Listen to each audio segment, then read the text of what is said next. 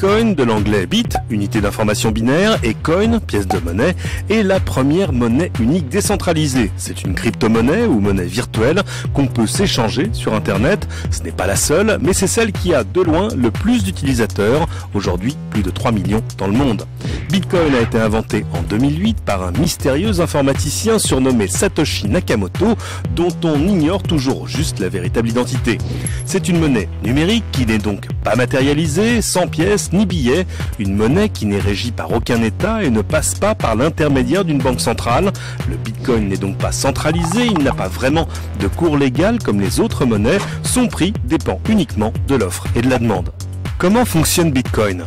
Le Bitcoin est un système de paiement pair à pair où l'utilisateur est à la fois client et serveur. Chacun peut devenir utilisateur de Bitcoin en téléchargeant et en installant un logiciel sur le matériel de son choix, ordinateur ou simple smartphone, qui devient du coup un des nœuds du réseau. Toutes les transactions sont vérifiées par les nœuds du réseau et enregistrées dans un registre public et partagé qu'on appelle la blockchain, la chaîne de blocs en français, une sorte d'historique qui permettrait de vérifier que Monsieur X a bien les 4 bitcoins qu'il veut échanger avec Monsieur Y et surtout de garder une trace datée et infalsifiable de chaque transaction. Pour valider, enregistrer et sécuriser chaque échange de Bitcoin, certains utilisateurs mettent à contribution la puissance de calcul de leurs ordinateurs. En échange, le système leur décerne de nouveaux Bitcoins. C'est d'ailleurs comme cela que la monnaie se crée. On appelle cela le mining, minage en français. Le système a déjà prévu un nombre maximum de Bitcoins en circulation, 21 millions au total, mais qu'on peut diviser en centimes.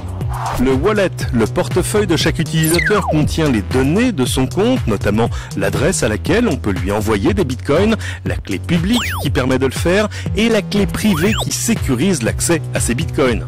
On peut stocker son wallet sur un service en ligne dans le cloud, sur son ordinateur, voire même sur une clé USB. Le bitcoin permet ainsi de ne plus laisser en ligne ses coordonnées bancaires ou des traces de votre identité.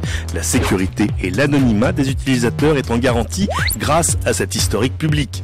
Comment les bitcoins sont-ils utilisés ? Rapidement après sa création, le bitcoin a été utilisé majoritairement comme moyen d'échange par des réseaux criminels, pour des jeux d'argent, pour l'achat de substances illicites ou de bases de données piratées, notamment sur le darknet. Aujourd'hui, ces activités illégales, bien qu'elles existent toujours comme dans tout système de paiement, ne représentent plus qu'une part très minoritaire des échanges de la crypto-monnaie. Le bitcoin est devenu un investissement et même pour certains une valeur refuge à l'abri des États et des banques centrales. L'explosion du cours du Bitcoin a beaucoup aidé. En 2010, le Bitcoin ne valait que 0,003 $.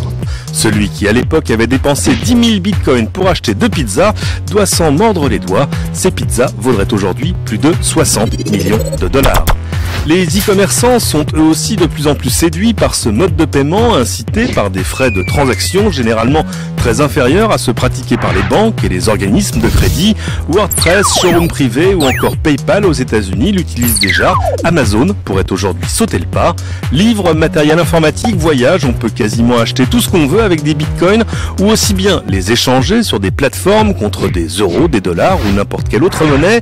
Certains bars, coiffeurs, hôtels l'acceptent déjà en France. Qui sait, peut-être qu'un jour on paiera notre baguette de pain avec des bitcoins.